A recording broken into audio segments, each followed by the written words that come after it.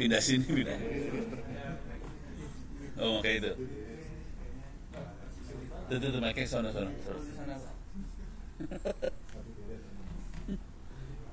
Satu deh. Pagi efisiensi di atas jam 2.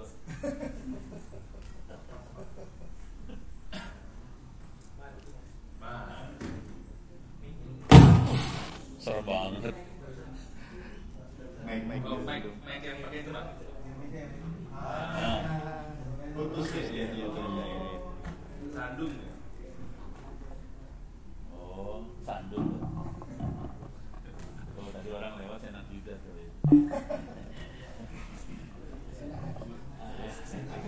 Saya enak juga dia. Assalamualaikum warahmatullahi wabarakatuh.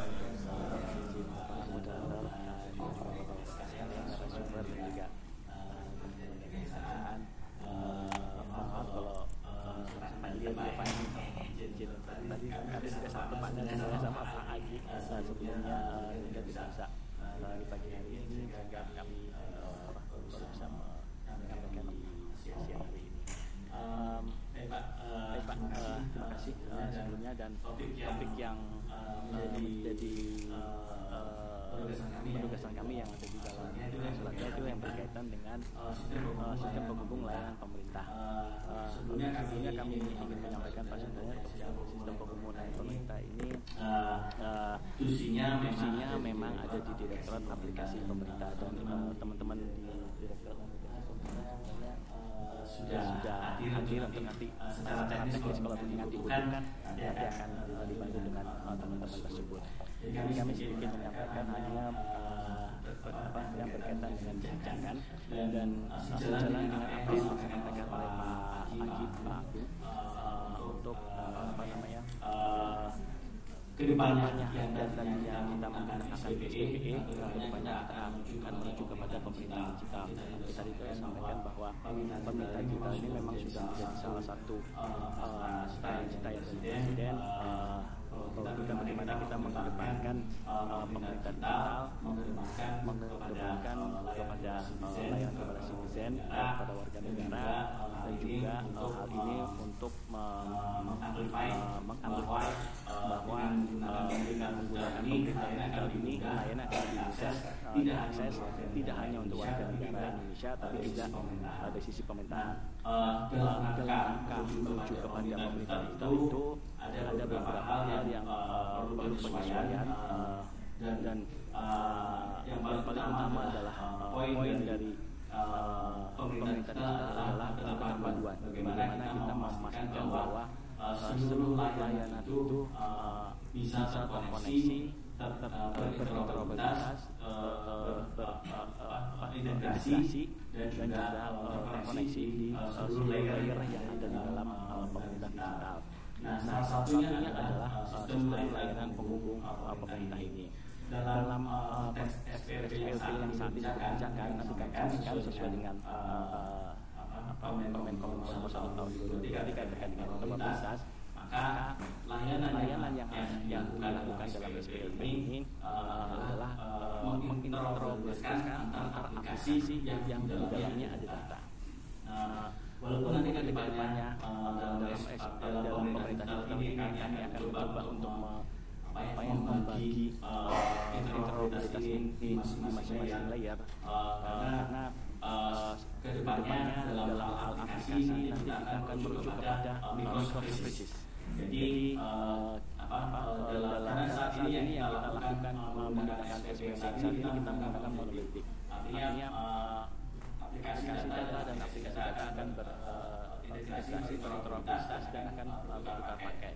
Nanti kedepannya dengan microservice data maupun aplikasi itu akan berinteroperabilitas masing-masing yang nanti kedepannya kita coba bangun supaya memudahkan. Kalau saat ini kita memindahkan dari satu pengalaman kami memindahkan dari satu layanan ke layanan lain itu sangat sulit sekali karena harus memindahkan satu objek aplikasi dan data itu memindahkan ke tempat yang lainnya. Dalam hal ini bagaimana penerapan itu akan digunakan dengan adanya pemerintah digital.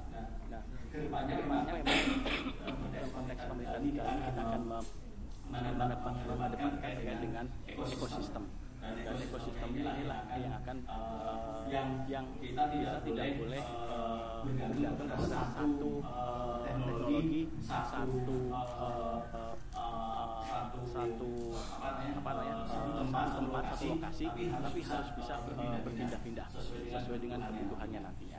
Sehingga hal itu yang kita nanti kedepankan bagaimana caranya dalam proses interaksi untuk menuju komunikasi digital ini untuk memudahkan hal tersebut. Namun dalam hal transisi ini kita bisa menggunakan sistem pelayanan pemerintah ini yang nantinya juga akan digunakan karena di dalamnya ada katalog data yang bisa kita implementasikan.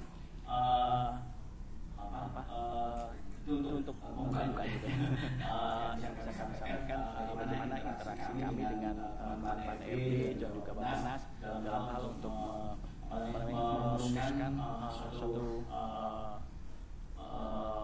skema pemerintah digital itu kan sudah ada beberapa hal yang disampaikan bahwa tadi kedepannya adalah suatu layanan, tapi dalam layanan ini kalau tidak ada teknologi yang didukung atau infrastruktur yang didukung, maka layanan tidak akan dikendalikan, data juga tidak akan transfer, informasinya juga tidak dapat diinteroperasikan dan sebagainya, sehingga pada saat infrastruktur ini dibutuhkan, layanan akan dapat disampaikan kepada warga negara Indonesia ini. Jadi kami menyampaikan beberapa hal terkait dengan sistem penghubung layanan pemerintah. Next slide, dasar-dasar hukum yang kita gunakan dalam hal untuk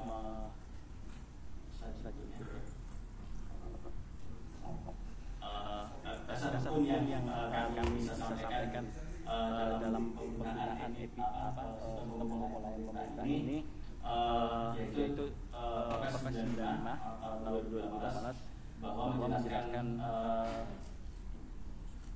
dalam SPLP ya, menjelaskan sistem pelayanan pemerintah atau SPLP sebagai perangkat instansi integrasi yang berfungsi menghubungkan jaringan intra pemerintah untuk memudahkan integrasi antar layanan SPLP dengan memenuhi standar interoperabilitas serta persyaratan kelayakan operasi dan keamanan.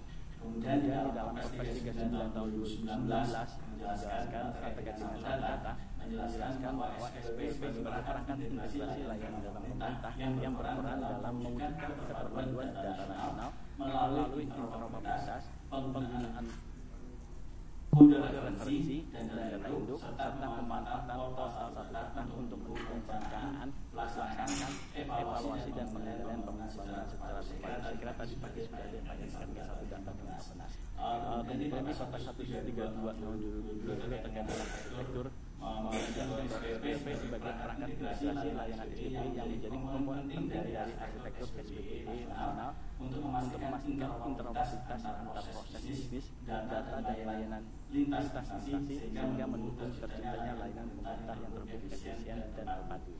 Kemudian di Perpres 82 sendiri tahun 2020 terkait dengan transformasi pemerintah digital menjelaskan SPLP komponen infrastruktur SPLP yang berperan meningkatkan dan mengintegrasikan berbagai layanan digital pemerintah secara terpadu, mendukung interoperabilitas lintas instansi serta menjadi bagian dari percepatan transformasi digital dan keterpaduan layanan digital nasional. Sehingga hal tersebutlah yang menjadi dasar-dasar untuk kami menyusun atau membuat Permen Kominfo nomor 1 tahun 2023 bahwa sistem elektronik nasional untuk penukaran layanan SPLP dan penghubungan antar sistem elektronik menggunakan layanan interoperabilitas data yang menjadi infrastruktur kunci dalam mendukung integrasi dan keterpaduan layanan pemerintah secara handal, akuntabel, aman, dan bertanggung jawab. Dan untuk membuat hal ini kami juga mengeluarkan surat edaran Kominfo nomor 4 tahun 2024 bahwa dalam hal ini ada kewajiban BPD atau instansi pusat dan pemerintah daerah untuk menggunakan SPLP dalam hal pertukaran data ini. Next slide berikutnya kami menyampaikan bagaimana SPLP itu termuat dalam Perpres PSBB pasal 22 setuju bahwa infrastruktur SPBE nasional terdiri dari pusat data nasional, jaringan intra pemerintah, dan sistem penghubung layanan pemerintah. Jadi inilah yang nantinya bagaimana keterpaduan untuk bisa memberikan layanan publik, karena ini adalah dasar teknologi yang harus ada kalau kita ingin mempermudah layanan publik kepada masyarakat, sehingga dengan tanpa adanya pusat data, nanti tanpa adanya jaringan interkoneksi tidak ada, yang akhirnya masing-masing mempunyai data masing-masing. Nah ini yang ingin kita lakukan adalah mengintegrasikan seluruhnya, menginterkoneksikan seluruhnya dengan menggunakan infrastruktur SPBE ini. Di dalam infrastruktur SPBE tadi ada jaringan intra pusat dan pemerintah, dan juga sistem layanan instansi pusat dan pemerintah. Jadi hal inilah yang menjadi dasar kita menggunakan kebutuhan dari sistem penghubung layanan pemerintah. Nanti kedepannya infrastruktur SPBE data itu menjadi salah satu juga dari infrastruktur SPBE, karena tanpa data yang akurat, tanpa data yang trustworthy, bahwa data ini sangat penting sekali ya. Karena tanpa data kita nggak bisa menginformasikan soal hal yang bisa digunakan untuk warga negara Indonesia. Kita tidak bisa mengetahui siapa dia, dan bagaimana kita memastikan bahwa dia itu adalah orang tersebut di dalam dunia digital atau di dunia maya. Dan hal tersebut yang menguntungkan bagaimana kita memastikan bahwa kita bisa mengidentifikasi seseorang itu yang sesuai dengan identifikasi yang ada. Next. Lanjutkan next. Di slide berikutnya hal ini beberapa hal yang bisa kita sampaikan mengenai pengalaman kita. Memang pada saat kita melakukan journey dari government kemudian SPBE dan kedepannya Pemdi, pada saat government itu SPLP-nya masih bersifat terus. Jadi masing-masing kementerian lembaga yang memiliki sistem terkoneksi ke aplikasi atau sistem yang dimiliki kementerian lain, itu yang host. Tapi karena host ini akan menggunakan banyak sekali koneksi dan sebagainya, dan pada saat untuk mendapatkan data banyak menghabiskan kapasitas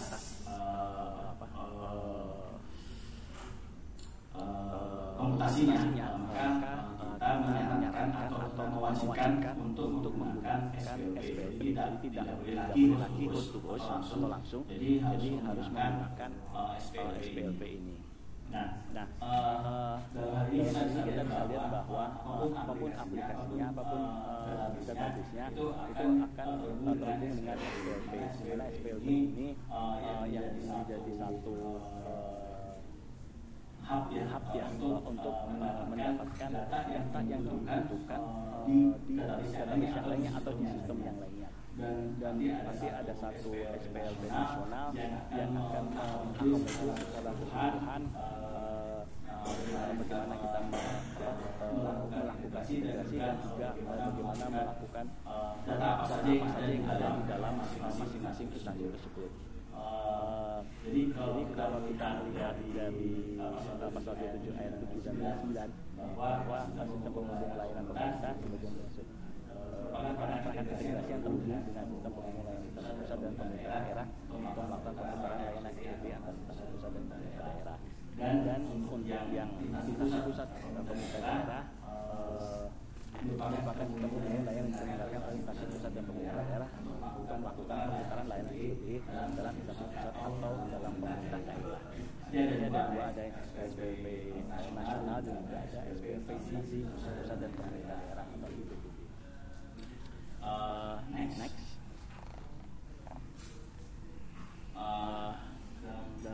Kita bisa lihat ini Pak, bagaimana pertukaran atau penggunaan SPLP ini sebagai penghubung layanan pemerintah dalam beberapa aplikasi aplikasi yang ada di pemerintah daerah maupun di pusat.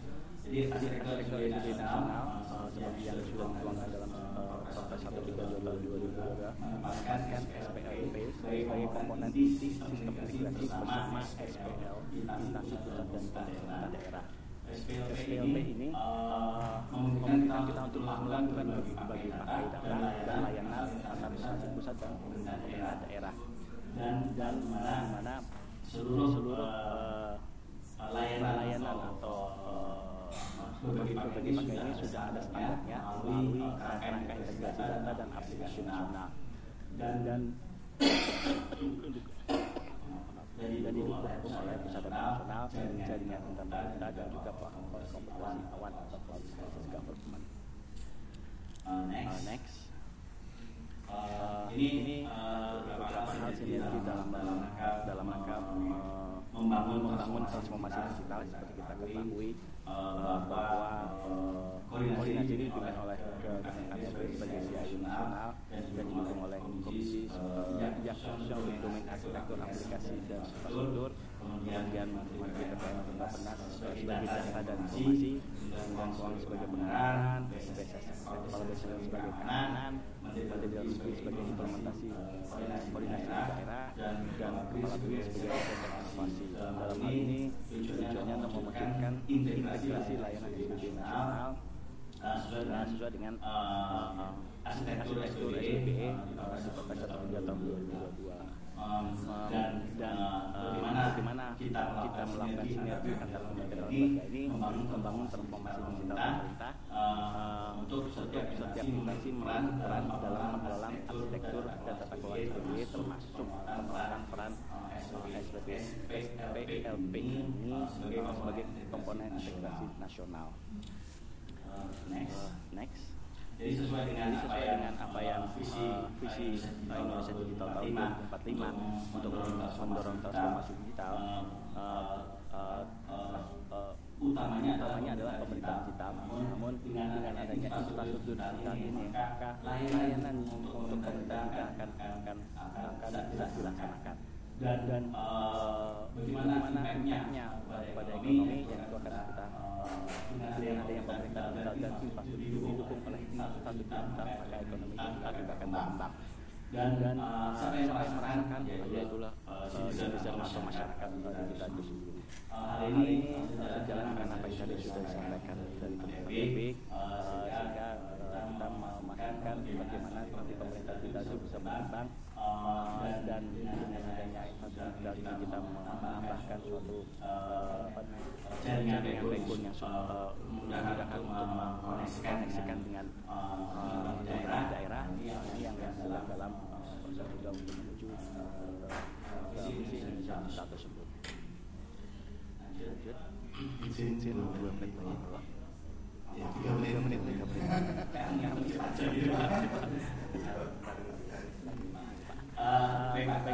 Jadi SPLP tergabung dalam PM Komisi Nomor 1 2023 tentang interoperabilitas data dalam penyelenggaraan SPLP dan Satu Data Indonesia. Dasar hukum dari PM Komisi tadi disampaikan ada di Perpres apa ya, pasal 26, pasal 33 dan pasal 9 berdasarkan peraturan Presiden Data Indonesia. Tujuan dari ini adalah pertemuan teknis integrasi antar sistem elektronik yang terkait dengan aspek interoperabilitas data di lingkungan instansi pemerintah daerah, sehingga tadi bagian adalah aman dan bertanggung jawab.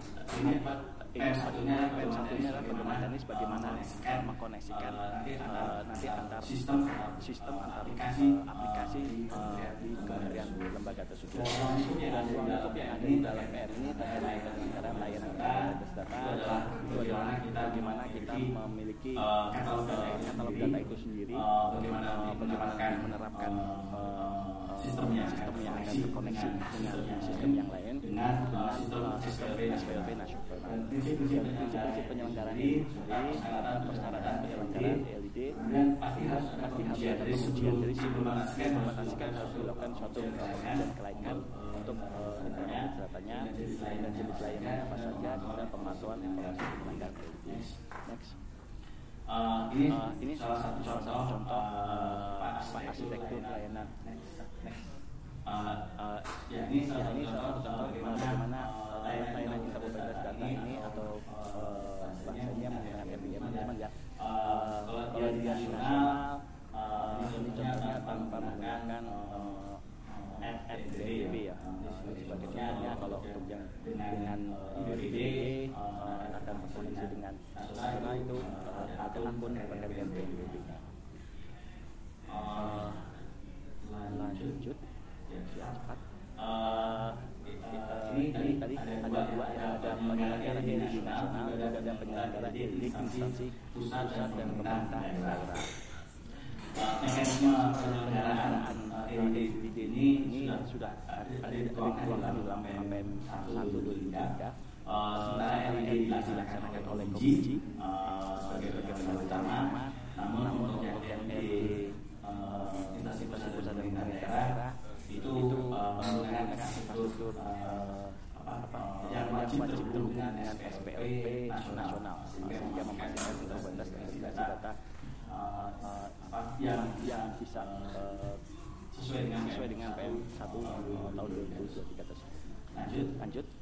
Nah, ini hal prinsip yang pada saat penyelenggaraan EDD yang pasti harus dipastikan adalah sistemnya harus bisa dibagi-bagikan dan mau dibagi-bagikan sehingga karena masing-masing instansi itu punya kewenangan apakah ini akan dibagi-bagikan atau tidak, dan ini yang harus kita pastikan bahwa data yang akan dilakukan ini harus bisa dibagikan sehingga kita menggunakan SPLP itu sendiri. Dan yang kedua yaitu dapat digunakan dan dapat dibaca karena masing-masing database itu biasanya berbeda, mempunyai standar berbeda. Itu standar harus disamakan terlebih dahulu sehingga pada saat melakukan interchange itu datanya tidak bingung antara pria, wanita, laki-laki dan sebagainya, harus disamakan nantinya. Nah, hal tersebut nanti akan dimasukkan dalam suatu kode referensi. Kode referensi itulah yang nanti yang melihat dan juga katalog data yang akan melihat data-data ini mereferensi kepada data yang mana. Dan hal tersebut ada di Bapet. Kewenangannya ada di Bappenas atau Kementerian PPN. Ini adalah prinsip-prinsipnya. Saya kira ada halaman yang bertanggung jawab, dapat digunakan, dapat dibaca, dapat dikembangkan lebih lanjut secara mandiri, dapat diperiksa lebih tebal karena ini sekali-kali harus ada lamanya supaya kita bisa memastikan bahwa siapa yang berubah, siapa yang izin dan sebagainya itu terjadi. Dan dapat dikonfirmasinya, dan dapat diawasi dari mulai pengembangan dan akhirnya dapat dipertanyakan tentang sistem manajemen yang berbeda karakteristik. Lanjut. Dalam hal persyaratan penyelenggaraan EDD kita bagi tiga, yaitu kebijakan, organisasi dan persyaratan teknis. Kebijakan bahwa masing-masing instansi harus punya kebijakan terkait dengan SPLP itu sendiri. Organisasinya harus ada SDM dan organisasi yang akan melakukan integrasi tersebut atau menggunakan SPLP tersebut, dan beberapa persyaratan teknis untuk melakukan standar terkait dengan SPLP itu sendiri. Lanjut. Kemudian ada pengujian kelayakan operasi pada saat sudah diimplementasikan. Ini saya kira yang harus dilakukan pada saat akan implementasi. Pasti ada uji kelayakan kan sebelum dilakukan operasi interoperabilitas data. Nanti di dalam KPM ini sudah ada kriterianya untuk kita silakan lagi lihat bagaimana kriteria dari uji kelayakan terhadap implementasi interoperabilitas data tersebut. Lanjut untuk dalam penguatan kita mengeluarkan surat edaran Kominfo nomor tahun 2004 untuk melakukan percepatan pemaparan SPLP. Karena SPLP yang sering dilakukan adalah lebih banyak pada host to host. Jadi antara aplikasi dengan aplikasi tidak menggunakan SPLP nasional. Ini kita kedepankan untuk menggunakan SPLP nasional karena nanti pada saat kita rubah ke PEMDI akan lebih mudah karena sudah ada kata data, sudah ada kata referensi yang merujuk kepada Perpres 39. Karena kalau sendiri khususnya masing-masing mempunyai ketentuan sendiri khusus antar khusus tersebut kalau sudah kita integrasikan di dalam satu LPG nasional sudah ada kata datanya, referensinya, semua akan menggunakan hal yang sama dan standar yang sama. Jadi kita mengedepankan hal tersebut supaya nanti ke depannya pada saat kita akan implementasi PPP akan lebih mudah. Lanjut. Oke, ini saya kira isi dari saudaranya intinya mengedepankan penggunaan SPPU walaupun di DE layanan data menggunakan API supaya datanya itu akurat ya, aman dan terpercaya. Lanjut. Ini komponen utama dari SPP adalah pusat data nasional ya, karena tanpa ada pusat data nasional saya kira untuk menggabungkan dan memastikan bahwa data itu aman pada saat transaksi dan sebagainya walaupun di dalam PM tersebut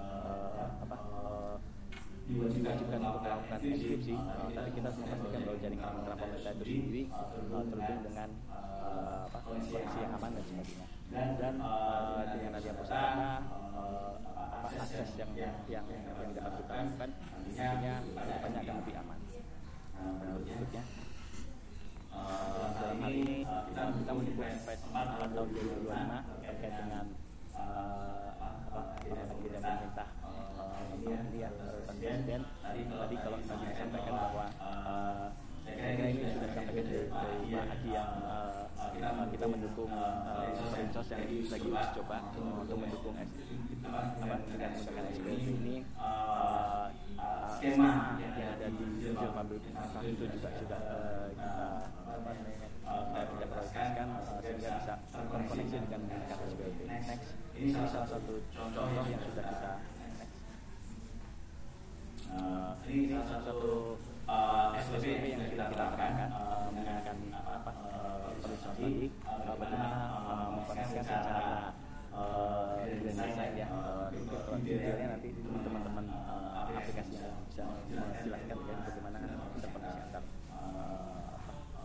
aplikasi atau sistem ini. Next. Oke. Kira ini beberapa use case Pak pemanfaatan SPP itu sendiri, bagaimana mengintegrasikan biaya amanah dan bangunan dan APBN sudah sekitar 58 pemerintah kota dan kabupaten kota yang aktif bertransaksi melalui SPP ini. Aplikasi antar ini sudah aktif berbagi pakai. Tadi sudah ada sekitar 212 transaksi lainnya yang menggunakan untuk master data kode wilayah dan PV perkiraan cuaca dan data untuk BMKG dan juga panel harga penerbangan dan sistem pariwisata nasional dan pariwisata tersebut. Next.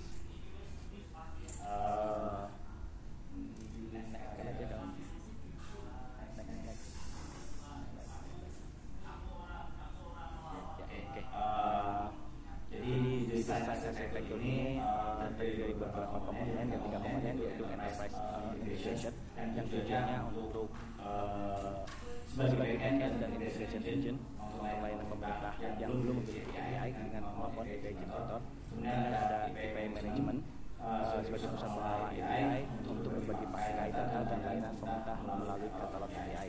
Dalam hal ini untuk mendukung SPP yang pasif, yang aplikasi yang sudah jalan dan juga yang aktif yang hanya untuk komunikasi aktif saja. Kemudian ada konsolidasi, mendukung integrasi dan integrasi data lintas aplikasi dan basis data, memfasilitasi pertukaran informasi secara efisien. Lanjut, ini jenis layarnya ada yang terbuka dan terbatas.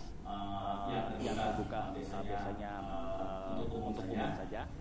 Yang terbatas ini yang untuk internal pemerintah itu perlu harus ada pendaftaran.